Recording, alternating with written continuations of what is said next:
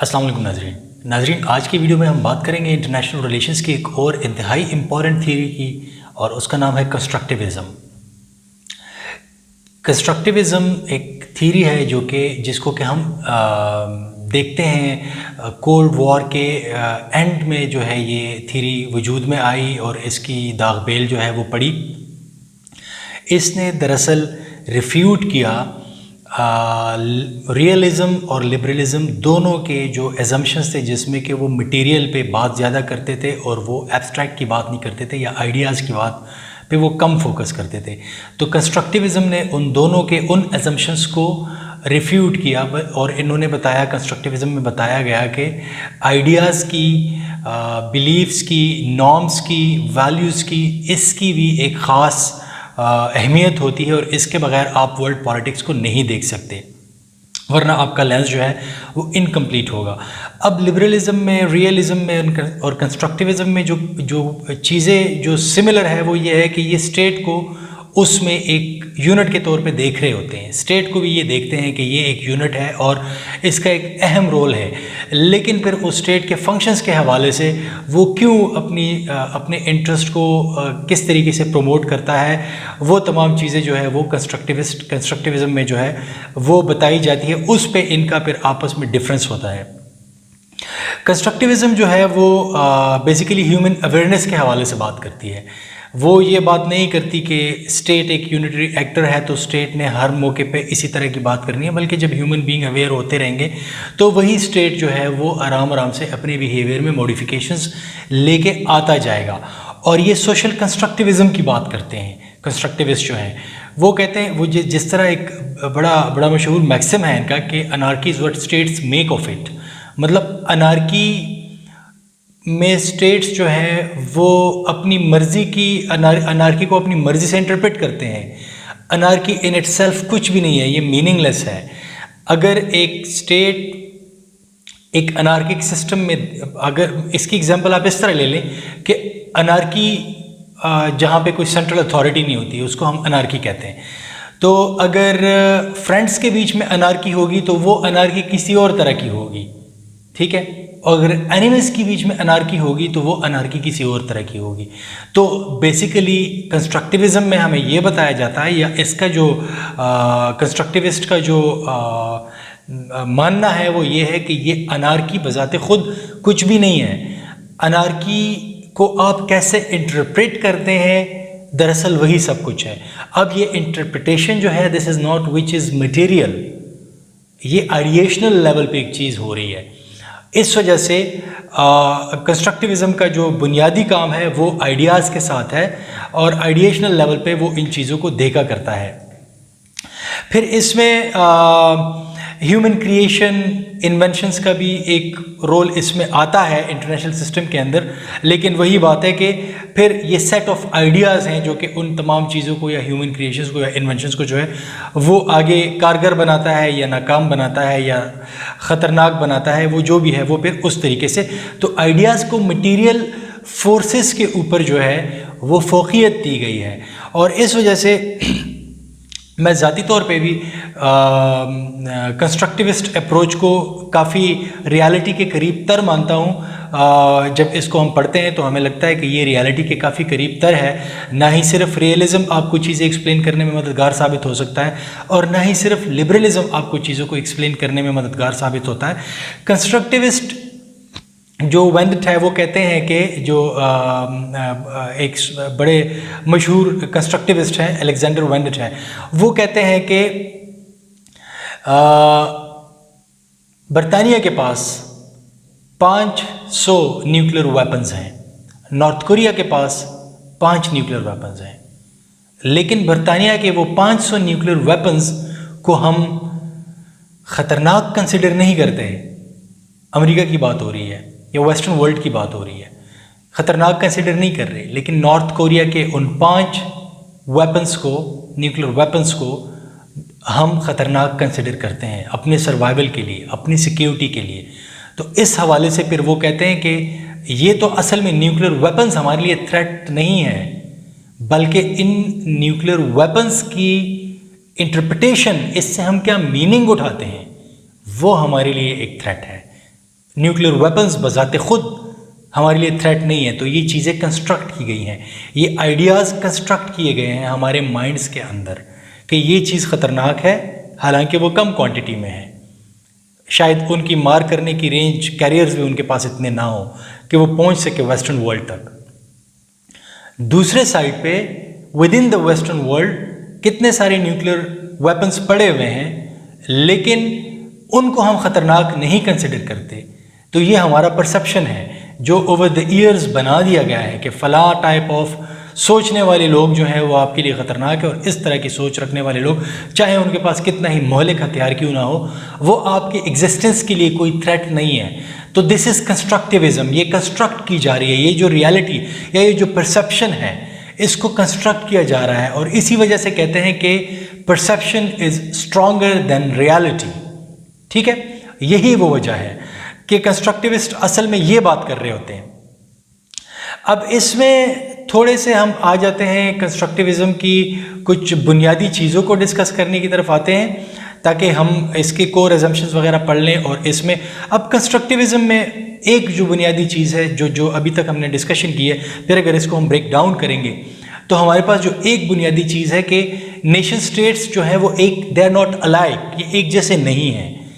एक nation state जो है वो दूसरे नेशन स्टेट से डिफरेंट है। जैसे कि Iran is a nation state, ठीक है, हम नेशन स्टेट की दुनिया में रह रहे हैं। 1648 के बाद, ट्रीटीज ऑफ वेस्टफेलिया के बाद नेशन स्टेट का जो दुनिया कायम हो चुकी है नेशन स्टेट की बुनियाद पे। तो ईरान भी एक नेशन स्टेट है, नॉर्थ कोरिया भी एक नेशन स्टेट है, लेकिन ये उस तरह की नेशन स्टेट्स नहीं है जिस तरह के फ्रांस एक नेशन स्टेट है, जर्मनी एक नेशन स्टेट है, बरतानिया एक नेशन स्टेट है, रशिया एक नेशन स्टेट है, या अमेरिका एक नेशन स्टेट है। आप इसको देख लें, ये जो इस वजह से ये nation states they are not alike, ये डिफरेंट होते हैं। तो आप ये ना समझे रियलिज्म या लिबरलिज्म में कि जनाब एक स्टेट एक एक्टर होता है, वो ऐसे बिहेव करता है, उसके नेशनल इंटरेस्ट ये होते हैं, ये होते हैं। बल्कि जब इनके आपस में जो इंटरेक्शन होता है ना, तो ये इंटरेक्शन इनके नेशनल इंटरेस्ट को डिफाइन करता है। National interest are not permanent, national interest इधर उधर हो जाएंगे। और वो क्यों होंगे? जब इन जो के सिमिलर या अलाइक नेशन स्टेट्स नहीं हैं, तो इनके जो आपस में फ्रिक्शंस होंगी, उन फ्रिक्शंस की वजह से मुख्तलिफ नेशंस की जो या मुख्तलिफ कंट्रीज़ की जो नेशनल इंटरेस्ट होंगे वो ओवर द ईयर्स बदलते रहते हैं। वजह उसमें यह है कि nation states are not alike, उनका कुछ दूसरे स्टेट्स का बिहेवियर और उनके साथ जो इंटरेक्शन होता है, वो इंटरेक्शन उनके लिए डिटरमिन करता है कि अब उनका नेशनल इंटरेस्ट क्या है। तो असल में कंस्ट्रक्टिविस्ट कहते हैं कि नेशनल इंटरेस्ट जो है ये हमारा बदलता रहता है, और वो आपके इंटरनेशनल सिस्टम के अंदर, जैसे कि वो कहते हैं anarchy is what states make of it. तो जो अनार्किक सिस्टम है, और फिर उसको जैसे आप इंटरप्रेट करते हैं, आपकी उस इंटरप्रिटेशन के मुताबिक उसी में से आपके नेशनल इंटरेस्ट आप डिटरमिन करते हैं कि जनाब अब ये वहाँ पे ये थ्रेट है, तो अब नेशनल इंटरेस्ट हमारा ये हो गया। अब वो दुश्मन हमारा दोस्त में कन्वर्ट हो गया, तो अब वो वाला थ्रेट नहीं है, तो अब हमारा नेशनल इंटरेस्ट कुछ और हो गया। तो ये इस तरीके से चीज़ों को आगे लेके जाया जाता है। फिर पॉलिटिकल कल्चर जो होता है वो आपकी फॉरेन पॉलिसी को शेप करता है। ठीक है, ये न्यू क्लासिकल लिबरलिज्म की भी उसमें फिर न्यू क्लासिकल रियलिज्म की उसमें बात आ जाती है कि जो आपका डोमेस्टिक होता है या आपका जो पॉलिटिकल कल्चर होता है या इंटरनेशनल पॉलिटिकल कल्चर जो होता है, वही आपकी फॉरेन पॉलिसी को शेप करता है। ठीक है, तो अब ये चीज़ें कंस्ट्रक्ट हो रही हैं। आप इसमें तमाम चीज़ों में अंडरलाइंग जो चीज़ें होंगी वो आपको नज़र आएंगी बिटवीन द लाइंस कि कंस्ट्रक्ट होने की तरफ चीज़ें जा रही हैं, चीज़ें कंस्ट्रक्ट हो रही हैं। चीज़ें एज इट इज़ नहीं दी कि जनाब आपकी फॉरेन पॉलिसी इन चीज़ों से डिटरमिन होती है तो आपकी फॉरेन पॉलिसी ये हो गई है, बल्कि वो आपका जो पॉलिटिकल कल्चर होगा एग्जिस्टिंग, जो उस वक्त दुनिया में प्रिवेल कर रहा होगा ग्लोबल लेवल पे और इवन डोमेस्टिक लेवल पे, जो आपका पॉलिटिकल कल्चर होगा वही आपकी फॉरेन पॉलिसी को शेप करेगा। तो असल में कंस्ट्रक्टिविज्म, यहाँ पे आपको वो कंस्ट्रक्शन के एलिमेंट्स नज़र आ रहे हैं। ठीक है, तो that is why we call it constructivism और social constructivism in international relations theory. फिर एक और बात है, जो फॉर्म ऑफ गवर्नमेंट है वो आपकी फॉरेन पॉलिसी को शेप करता है। अगर आपको याद हो तो जो मेरी फॉरेन पॉलिसी वाले लेक्चर्स हैं, अगर किसी ने देखे हैं तो उनको पता होगा, अगर किसी ने नहीं देखे तो वो मेरे जो फॉरेन पॉलिसी के फॉर्मुलेशन के हवाले से लेक्चर्स हैं उसमें आप जाके देख लें तो ये चीज़ें। लेकिन उस वक्त तो हम फॉरेन पॉलिसी पे बात कर रहे थे, थियोरेटिकल लेंस लगा के नहीं देख रहे थे उसको, इस वजह से उस वक्त मैंने कंस्ट्रक्टिविज्म या रियलिज्म या उसका लिबरलिज्म का जिक्र नहीं किया था। लेकिन यहाँ पे कंस्ट्रक्टिविस्ट कहते हैं कि जो आपकी फॉर्म ऑफ गवर्नमेंट है वो आपकी फॉरेन पॉलिसी को शेप करती है। अब फॉर्म ऑफ गवर्नमेंट आपकी फॉरेन पॉलिसी को कैसे शेप करती है? मिसाल के तौर पर एक कंट्री है, वहाँ पे डिक्टेटरशिप है, तो वहाँ पे डिसीजन मेकिंग एक और तरीके से होगी। वो ज़्यादातर एक इंडिविजुअल होगा जो डिसीजन लेगा, या उसका एक छोटा सा ग्रुप होगा, उस इंडिविजुअल के साथ उसका अपना सर्कल होगा, और वो जो सर्कल क्लोज सर्कल होगा वही क्लोज सर्कल जो है वो डिसीजन लेगा। जबकि दूसरे साइड पे एक डेमोक्रेटिक कंट्री होगी, तो डेमोक्रेटिक कंट्री के अंदर एक प्रॉपर डिबेट होगी, तभी जाके उस डिबेट के बाद वही फॉरेन पॉलिसी ऑब्जेक्टिव या फॉरेन पॉलिसी उसकी शेप होगी। मिसाल आप अमेरिका की फर्स्ट वर्ल्ड वॉर के बाद ले लें, वुडरो विल्सन के कहने पे लीग ऑफ नेशन बनी थी, लेकिन जब उन्होंने उसको एक प्रॉपर फॉरेन पॉलिसी के एंगल से देखने के लिए गए, रेटिफिकेशन फ्रॉम द कांग्रेस वहाँ पे रिक्वायर्ड थी, वो वहाँ पे उसको रेटिफाई नहीं कर सके, क्योंकि form of government democratic form of government थी वहाँ पे, वो उसको वहाँ पे रेटिफाई नहीं कर सके, तो they could not become part of और they could not become member of the League of Nations. जबकि दूसरे साइड पे बाकी जो ममालिक थे, जैसे कि जहाँ पे डिक्टेटरशिप्स थी, जहाँ पे फॉर्म ऑफ गवर्नमेंट चेंज थी, वहाँ पे ये फैसले बड़े आराम से हो गए और they became part of it, they became members of it. ठीक है, तो वहाँ पे ये चीज़ है। फिर हिस्ट्री जो है वो आपकी फॉरेन पॉलिसी को शेप करती है। अब आप देखें पाकिस्तान और इंडिया की जो हिस्ट्री है एक दूसरे के साथ दुश्मनी वाली, और फिर जब ये यूनाइटेड इंडिया में रह रहे थे उस वक्त की जो हिस्ट्री है, इसने पाकिस्तान और इंडिया दोनों की फॉरेन पॉलिसीज़ को शेप किया हुआ है। ठीक है, तो ये हिस्ट्री ने इनकी फॉरेन पॉलिसी को शेप किया हुआ है जो टूवर्ड्स ईच अदर। ठीक है, इस तरीके से आप पाकिस्तान की क्योंकि इस्लामी तशख़्ख़ुस है हमारा, और आप सऊदी अरेबिया के साथ हमारे रिलेशंस देख लें, ईरान के साथ देख लें, बाकी इस्लामी दुनिया के साथ देख लें, क्योंकि हमारा हिस्ट्री इस्लामिक कल्चर है, इस्लामिक हिस्ट्री हम शेयर करते हैं एक दूसरे के साथ, हमारे हीरोज़ एक हैं, हमारे दुश्मन एक हैं हिस्ट्री में अगर हम उनको पढ़ें, तो इस वजह से फिर चाहे कोई मुल्क हमसे दूर भी हो, थोड़ी बहुत वो हमारे इंटरेस्ट के अगेंस्ट भी हमें जाता हुआ नज़र आए, फिर भी जो है वो एक दूसरे के साथ मुस्लिम कंट्रीज़ आपस में काफ़ी हद तक कॉम्प्रोमाइज़ कर जाते हैं। पर्टिकुलरली पाकिस्तान के केस में तो पाकिस्तान हर एक मुस्लिम कंट्री को अपने करीब लाने की कोशिश करता है, क्योंकि हिस्ट्री और Islamic history is shaping our foreign policy. ठीक है, फिर आपके डोमेस्टिक पॉलिटिकल ट्रेंड्स क्या हैं, डिबेट्स आपके मुल्क के अंदर कौन सी चल रही हैं, वो भी आपकी फॉरेन पॉलिसी के ऊपर इन्फ्लुएंस करते हैं। मिसाल के तौर पर पाकिस्तान के अंदर डोमेस्टिक पॉलिटिकल ट्रेंड्स ये हैं कि आपने इजराइल के बारे में तो बात ही नहीं करनी। ठीक है, ये एक नो गो एरिया है पाकिस्तान के अंदर। डोमेस्टिक पॉलिटिकल ट्रेंड ये है, अगर सिटिंग गवर्नमेंट कभी इजराइल की तरफ करीब होने की तरफ जाती है तो जो दूसरी गवर्नमेंट होगी वो उसको जो अपोजिशन में होगी, अपोजिशन जो होगी वो उसको अपोज करेगी। ठीक है, अगर बिलफर्ज कल को यही अपोजिशन गवर्नमेंट में आ जाती है और यही गवर्नमेंट अपोजिशन में चली जाती है, और फिर अपोजिशन जो पहले अपोजिशन में थी अब गवर्नमेंट में आ गई है, ये इजराइल की तरफ करीब जाएगी, जो कि पहले अपोज कर रही थी, जो इस वक्त की अपोजिशन है, और वो जब उस वक्त गवर्नमेंट में थी वो जा रही थी उसको अपोज कर रही थी, तो वो वाली अपोजिशन जो उस वक्त इजराइल के करीब जा रही थी, अब जब ये वाली गवर्नमेंट करीब जाएगी, जब वो गवर्नमेंट में थी करीब जाना चाह रही थी, लेकिन अब जब ये गवर्नमेंट में करीब जाना चाह रही है, इसी को अपोज करेगी। ये आपका पॉलिटिकल ट्रेंड्स है पाकिस्तान के अंदर। ठीक है, तो यहाँ पे ये चीज़ एक नो गो एरिया हो जाता है। फिर आपके मुल्क के अंदर डिबेट्स कौन से चल रहे होते हैं, ये भी आपकी फॉरेन पॉलिसी को शेप करते हैं। यही डिबेट्स हैं जो आपके एकेडेमिया, इंटेलिजेंसिया, टॉक शोज़ में, मुल्क में, सोशल मीडिया पे जो चल रहे होते हैं, ये भी अब आपकी फॉरेन पॉलिसी को शेप करने में, इसको फार्मूलेट करने में, किसकी तरफ न अच्छी फॉरेन पॉलिसी रखे, दोस्ताना रखे, किसकी तरफ थोड़ा सा सख्त स्टैंस लें, ये तमाम डिबेट्स जो हैं ये आपकी फॉरेन पॉलिसी को भी शेप करती हैं। तो ये है कंस्ट्रक्टिविज़म।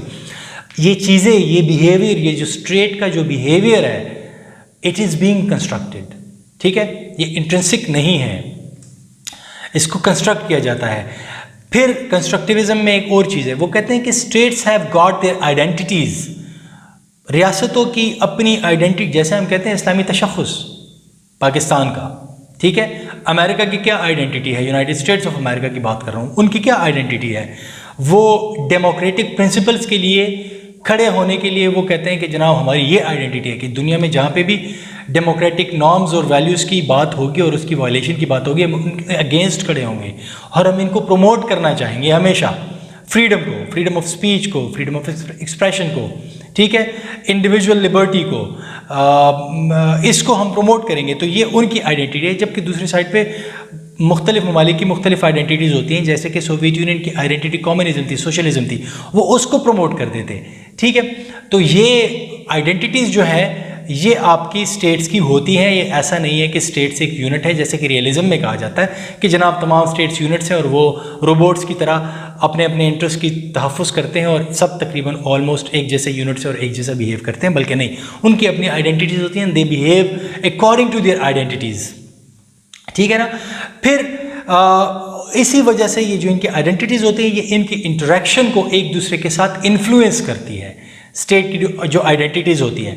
अब देखें ना, अगर चीन के मुतालिक आप देखें तो चीन की सवरेनिटी पे कोई भी हर्फ आएगा, उनके कितने सारे मसाइल हैं, वन चाइना को जो लोग चीन वन चाइना पॉलिसी पे अमल करता है, जबकि बहुत सारे ऐसे इलाके हैं जो कि वेस्ट समझता है कि उनको चीन से आज़ादी चाहिए तो वो उसको नहीं, लेकिन जब चीन की यूनिटी और सवरेनिटी की बात आती है चीन वहाँ पे अकड़ जाता है। और फिर दूसरी साइड पे आपको मैंने अमेरिका की बात बता दी है, उनकी एक डिज़ायर है कि वो दुनिया को ट्रांसफॉर्म करे, और वो ट्रांसफॉर्म कैसे करेंगे, जो उनकी आइडेंटिटी है डेमोक्रेसी वगैरह के हवाले से, वो उन चीज़ों को देखते हुए उन चीज़ों को ट्रांसफॉर्म करते हैं।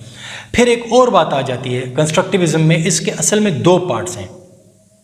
सोशियोलॉजिकल कंस्ट्रक्टिविज्म है जिसको हम स्ट्रक्चर कहते हैं, जो एक इंटरनेशनल स्ट्रक्चर है, और फिर ट्रांसनेशनलिज्म है जो कि एजेंसी है। तो इसमें स्ट्रक्चर और एजेंसी का आपस में ताल्लुक जो है, इंटरेक्शन जो है, वो भी चीज़ों को कंस्ट्रक्ट करता है। मतलब स्ट्रक्चर इंस्टीट्यूशंस की आप बात कर लें, जो बड़े बड़े इंस्टीट्यूशंस बने हुए हैं इंटरनेशनल लेवल पे, और फिर नेशनलिज्म जो है, जो एजेंसी है, जिसको कि आप non violent non state actors भी कह सकते हैं। तो वो जो नॉन स्टेट एक्टर्स होते हैं, जैसे कि बड़ी बड़ी फर्म्स होती हैं, बड़ी बड़ी कंपनीज होती हैं, जो कि एक कंट्री की नहीं होती, मुख्तलिफ एक ही कंट्री से होती हैं, लेकिन वो मुख्तलिफ कंट्रीज़ में काम करती हैं, वो प्राइवेट होती हैं, नॉन स्टेट होती हैं। स्टेट उनको मतलब वो स्टेट की प्रॉपर्टी नहीं होती, बल्कि वो प्राइवेट प्रॉपर्टी में कंसिडर होती हैं, वो उससे प्राइवेट प्रॉफिट बनाते हैं।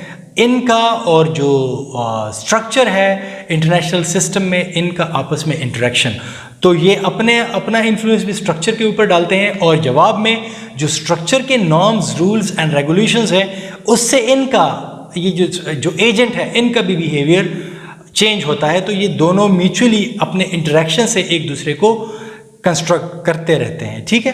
और जो आपकी सोशोलॉजिकल इंस्टीट्यूशनलिज्म है, उसमें आपका इंटरनेशनल नॉर्म्स रोल प्ले करते हैं, उसमें आपके इंस्टीट्यूशंस रोल प्ले करते हैं, उसमें आपके ऑर्गेनाइजेशंस, चाहे वो नेशनल हो या इंटरनेशनल ऑर्गेनाइजेशंस हो, वो उसमें एक रोल प्ले करते हैं। और फिर ये नॉर्म्स को क्रिएट कैसे किया जाता है और इन नॉर्म्स को फिर इन्फोर्स कैसे किया जाएगा। तो ये आपका, ये तमाम चीज़ें मिलकर आपका एक स्ट्रक्चर बनाते हैं ग्लोबल लेवल पे, नेशनल लेवल पे। और फिर आपका जो एजेंट होता है, ये जो एजेंसी होती है, जो ट्रांसनेशनलिज्म है, या जो नॉन स्टेट एक्टर्स हैं, ये फिर उस स्ट्रक्चर के अंदर रहते हुए ऑपरेट करते हैं। कभी ये स्ट्रक्चर को इन्फ्लुएंस करके थोड़े बहुत नॉर्म्स को चेंज करवाने में हेल्प करते हैं, इन्फ्लुएंस करके, और स्ट्रक्चर का जो स्ट्रक्चर होता है वो इनके बिहेवियर को भी इन्फ्लुएंस करता है। तो ये एक इस तरीके से एक वो है, एक इंटरेक्शन है जिसमें कि ये चीज़ें जो है ये ऑपरेट करती हैं। जनाब फिर इसमें एक जो बुनियादी सवाल है वो ये है फिर कंस्ट्रक्टिविज्म में, जिसमें कि ये पूछा जाता है, ये देखा जाता है कि सोशल इन्वायरमेंट जो है वो स्टेट्स की आइडेंटिटीज़ और इंटरेस्ट को कैसे शेप करता है। जो कि मैंने आपको अभी बता दिया कि अनार्की अगर है या सोशल पॉलिटिकल इन्वायरमेंट जो है दुनिया का, उसमें अगर आप देखें तो उसमें स्टेट्स अपना बिहेवियर, अपने इंटरेस्ट को शेप करती हैं। तो ये कैसे शेप करती हैं, वो फिर आप मेरी वो फॉरेन पॉलिसी वाली जो वीडियो है वो आप देख लें तो आपको ज़्यादा बेहतर अंदाज में समझ आ जाएगा। अदरवाइज़ आप कमेंट के नीचे पूछ भी सकते हैं, फिर उस पर एक अलग से वीडियो भी आ सकती है। अदरवाइज़ मैं कमेंट में कोशिश करता हूँ रिप्लाई कर दूँ, अगर कोई ज़्यादा उस पर अलग से वीडियो करने की ज़रूरत नहीं होती तो तब, ठीक है। और फिर इसमें एक ट्रांसनेशनलिज्म के हवाले से ये सवाल देखा जाता है कि जो कि मैंने आपको बताया कि वो इन्फ्लुएंस एक को करते हैं स्ट्रक्चर से, ये अपना बिहेवियर मॉडिफाई करते हैं और ये भी स्ट्रक्चर को इन्फ्लुएंस करते हैं, तो किस हद तक नॉन स्टेट एक्टर्स का एक रोल है जो कि ट्रांसनेशनल रिलेशन और ग्लोबल अफेयर्स में चीज़ों पे इन्फ्लुएंस हो सकते हैं। तो वो भी एक डिबेट है, फिर उसको भी देखा जा सकता है कि ये जो नॉन स्टेट एक्टर्स हैं ये किस हद तक इन्फ्लुएंस कर सकते हैं या करते रहते हैं। ठीक है, अब इसमें अगर आप नॉर्म्स को समझना चाहते हैं कि what do we mean by norms, तो ये कुछ कलेक्टिवली शेयर्ड अंडरस्टैंडिंग्स होती हैं जो अप्रोप्रिएट बिहेवियर के हवाले से कुछ अंडरस्टैंडिंग्स होती हैं जो कि स्टेट्स की कलेक्टिवली शेयर्ड अंडरस्टैंडिंग होती है कि जनाब ये वाला चीज़ जो है ये ठीक है और ये वाला बिहेवियर ये एक्सेप्टेबल नहीं है। तो ये एक शेयर्ड टाइप ऑफ अंडरस्टैंडिंग होती है और ठीक कुछ चीज़ों को वो एक्सेप्टेबल कह देते हैं, कुछ चीज़ों को वो एक्सेप्टेबल नहीं कहते, और ये अप्रोप्रिएट बिहेवियर को डिफाइन करते हैं कि what kind of behaviour should be known as appropriate and what kind of behaviour should be known as inappropriate. ठीक है, अच्छा जनाब, फिर इंस्टीट्यूशंस क्या होते हैं?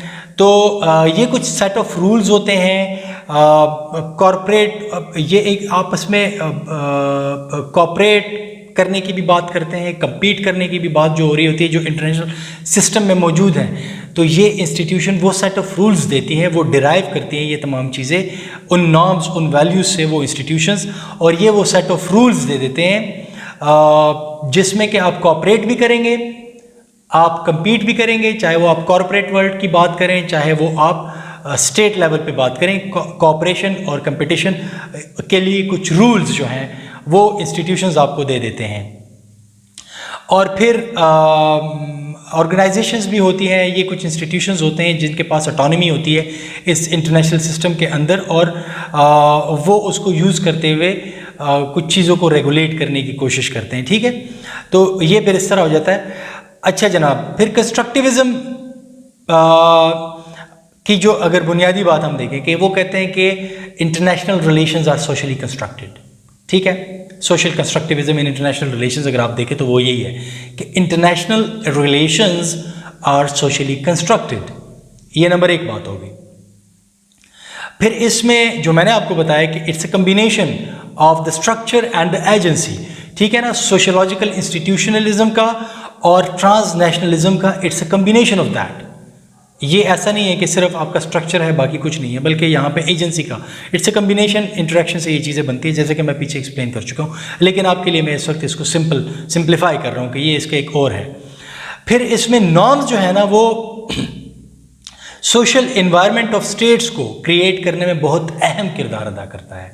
ये जो नॉर्म्स होते हैं ये बहुत अहम किरदार अदा करते हैं। ठीक है, मिसाल के तौर पर 9/11 के बाद कह दिया गया था कि जनाब टेररिज्म जो है वो दुनिया में इस टाइप ऑफ बिहेवियर को हम टेररिज्म कहेंगे जो कि उनके सामने उस वक्त दुश्मन मौजूद था, और उसमें फिर एक सोशल इन्वायरमेंट क्रिएट हो गया कि जिसको कि फिर अगर कोई उसको अपोज करना भी चाहता था कोई नेशन स्टेट तो वो भी ना कर सकी उसको अपोज अमेरिकन बिहेवियर को, क्योंकि उन्होंने उसको इस तरीके से पोर्ट्रे किया कि ये वाला एक बिहेवियर जो है जो इस एक्टर ने किया है, हालांकि उसके पास उस वक्त उस एक्टर के हवाले से कोई सबूत मौजूद नहीं थे कि आया अफ़गानिस्तान ने वो बिहेवियर किया भी था, वो एक्ट के पीछे वो रिस्पॉन्सिबल था भी कि नहीं था, लेकिन उस वक्त उसने ऐसी एक चीज़ बना दी दुनिया के सामने कि वो सोशल इन्वायरमेंट जो था वो ऐसा हो गया कि उसने एक अहम रोल प्ले किया, उन नॉर्म्स ने एक अहम रोल प्ले किया, और फिर वो वर्ल्ड पॉलिटिक्स में वो शिफ्ट हमने देखा जो कि हमने देखा। ठीक है, अच्छा जनाब, फिर ये जो नॉन स्टेट एक्टर्स होते हैं तो ये उन तमाम चीज़ों को जो है उन रूल्स उन नॉर्म्स उन वैल्यूज़ को आगे लेके यूनिवर्सल प्रिंसिपल्स के तौर पर एक्सेप्ट करके उसके मुताबिक बिहेव करने की कोशिश करते हैं। तो ये थी कंस्ट्रक्टिविज़म के हवाले से कुछ ब्रीफ किस्म की एक एक्सप्लेनेशन। अब तक मेरी तरफ से इतना ही था। अपना बहुत बहुत ख्याल रखिएगा। अल्लाह हाफिज़।